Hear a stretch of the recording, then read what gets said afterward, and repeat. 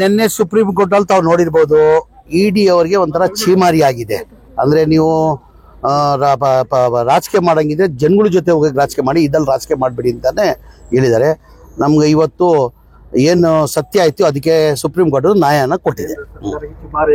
ಈಗ ಸಾಕಷ್ಟು ರೀತಿಯಲ್ಲಿ ಇದು ಮಾಡಿರುವಂತದ್ದು ಇಡಿ ವೈಯಕ್ತಿಕವಾಗಿ ಮಾಡ್ತಾ ಇದೆ ಅಂತ ಹೇಳಿ. ಈಗ ಈ ಮುಂಚೆಯಿಂದ ನಾವೇನ್ ಹೇಳ್ತಾ ಇದೀವಿ, ಸಿದ್ದರಾಮಯ್ಯ ಇದ್ದಲ್ಲಿ ಇಡಿಯಲ್ಲಿ ಪಾತ್ರ ಏನು, ಇದ್ದಲ್ಲಿ ಮೂಡೋದಲ್ಲಿ ಪಾತ್ರ ಏನಿದೆ ಅಂತ ಬಹಳ ಸತಿ ನಾವು ಹೇಳಿದ್ವಿ. ಯಾರೂ ಅರ್ಥ ಮಾಡ್ಕೊಂಡಿಲ್ಲ.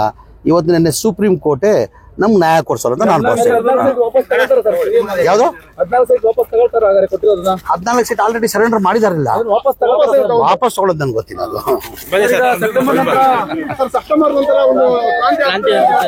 ಬಸ್ಸು ಏನು ಕ್ರಾಂತಿನಿಲ್ಲ, ಪ್ರಾಂತಿನೂ ಇಲ್ಲ, ಏನೇನು ಇಲ್ಲ. ಈಗ ನಮ್ಮ ಪಕ್ಷ ಹೈಕಮಾಂಡ್ ಪಕ್ಷ.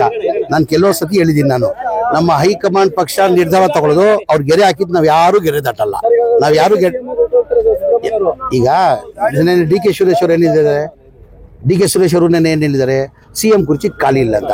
ಅದೇ ನಾನು ಹೇಳ್ತಾ ಇದ್ದೀನಿ, ಸಿಎಂ ಕುರ್ಚಿ ಖಾಲಿ ಇಲ್ಲ. ಈಗ ಕುರ್ಚಿ ಖಾಲಿ ಮಾಡ್ಬೇಕಾದ್ರೆ ಯಾರು ಮಾಡ್ಬೇಕು? ನಾನು ಮಾಡಕ್ ಸಾಧ್ಯನಾ? ರವೀನಾ ಮಾಡಕ್ ಸಾಧ್ಯನಾ? ಶ್ರೀನಿವಾಸ್ ಮಾಡಕ್ ಸಾಧ್ಯನಾ? ಯಾರು ಮಾಡಕ್ ಸಾಧ್ಯ?